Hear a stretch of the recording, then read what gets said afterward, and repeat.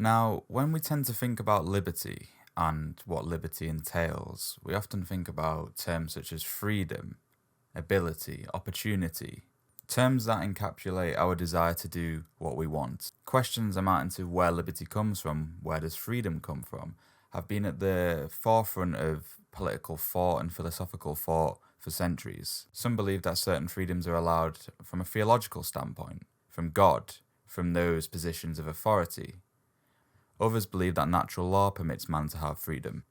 However, one such debate which occurred in the 18th century was that between two chaps, one Thomas Paine and another Edmund Burke.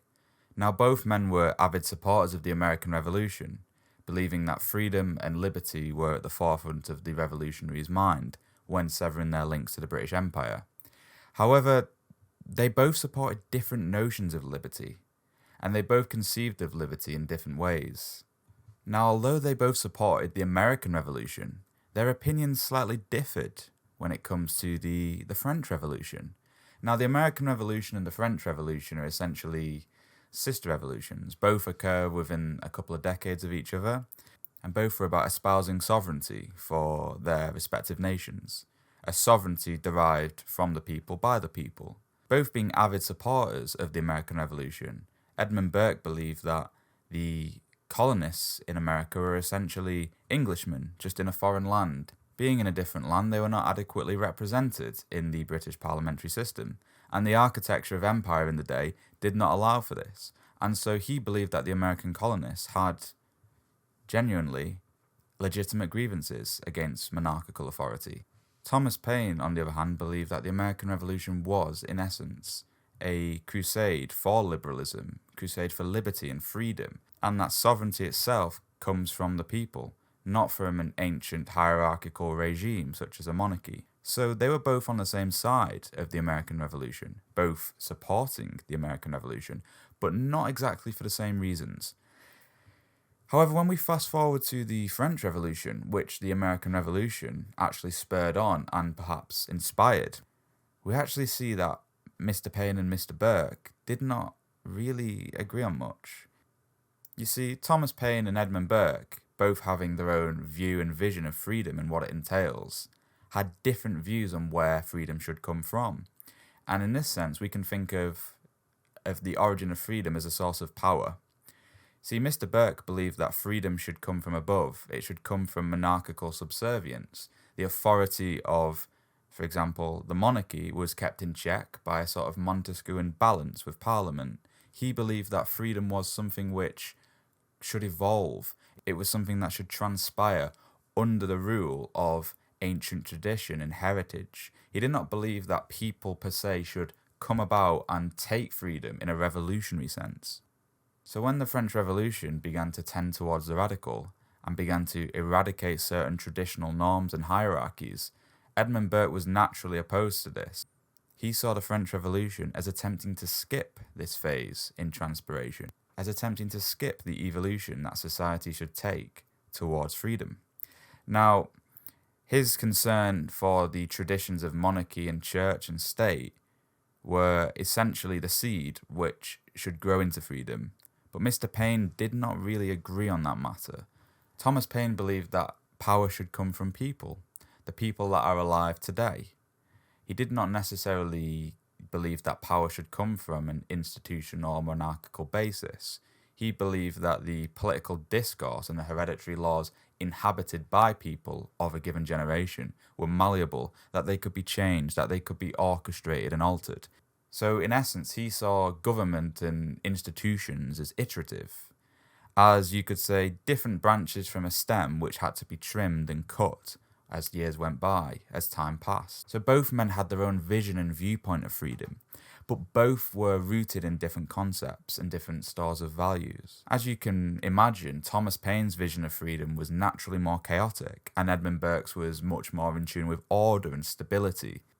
I think you could argue that Edmund Burke believed that certain levels of despotism were required to curtail freedom, to make sure it evolved slowly and progressively in a controlled manner, whereas Thomas Paine was much more concerned with allowing for a given generation to seize freedom, to take it at a whim in a revolutionary sense. For example, Edmund Burke was quite content that France should be animated by a degree of rational liberty, but he believed that such liberty should be channeled through what he called an effective organ, indicating that whilst he might agree that the French Revolution's motivating forces were apt and adequate, he did not necessarily agree with the method by which it was coming about.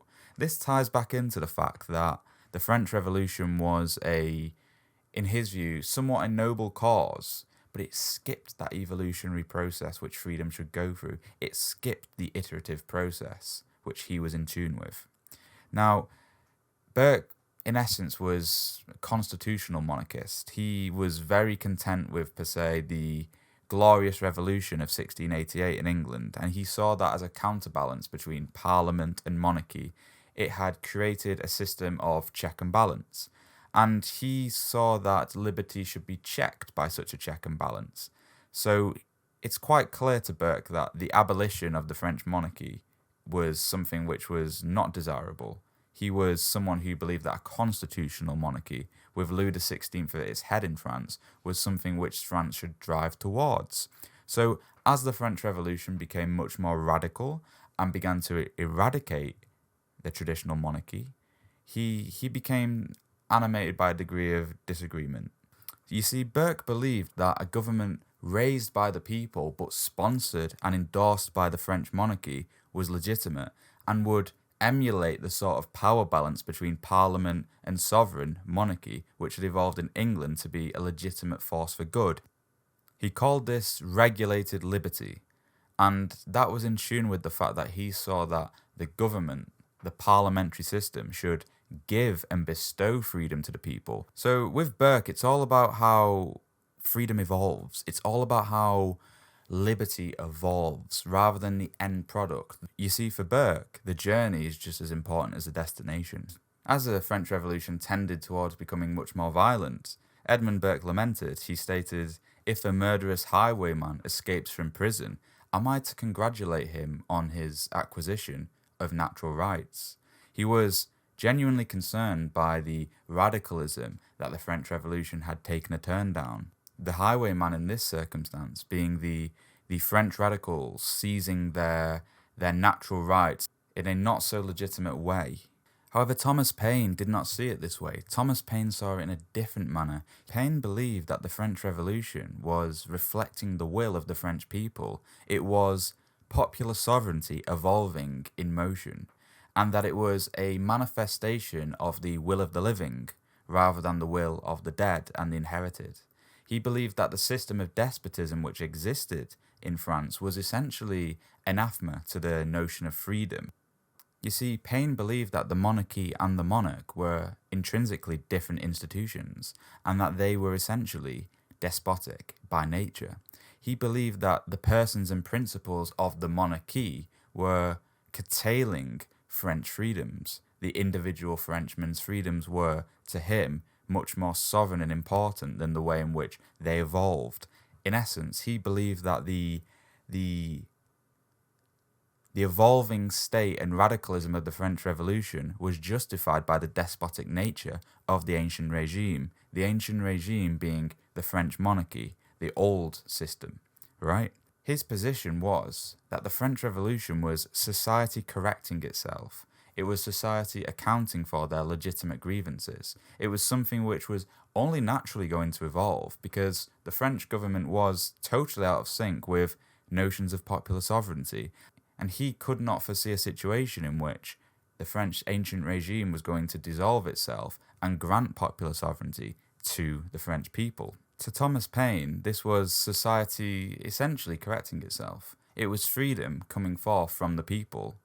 It is interesting to note that when a constitutional regime was put in place in the French Revolution, the title of Louis XVI changed from King of France to King of the French. There was a change, for example, in the relationship between land, sovereign, and people, that the individuals, the Frenchmen themselves, had an ordained right to freedom. Now, it's quite sad for Burke that this didn't last and the French Revolution tended to become more radical and violent. As I've just discussed, both men had different concepts of freedom. and both men believed that freedom should evolve in a different manner. You could argue that Edmund Burke saw the darker side of humanity. He was well aware that radicalization and the notion of a seized popular sovereignty could quite quickly evolve into a gruesome regime. He was in tune with this. Thomas Paine, on the other hand, was much more in tune with a utopic vision for humanity. He believed that humanity had a better side to it than a darker side. He did not necessarily believe that liberty had to be curtailed from a sovereign body. He placed a greater trust in humanity. He placed a greater trust in society.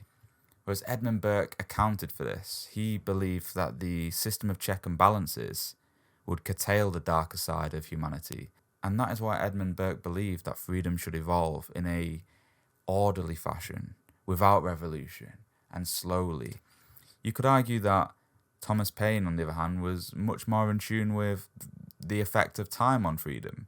He believed and showed quite willingly that people from one generation might have different beliefs to the next generation. So when we break it down, we could essentially argue that Edmund Burke believed that society should bridge together the living and the dead, whereas Thomas Paine believed that society should essentially represent just the living.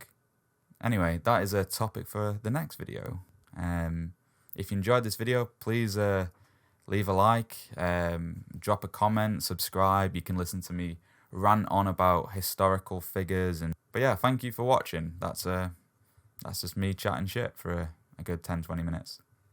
Ta.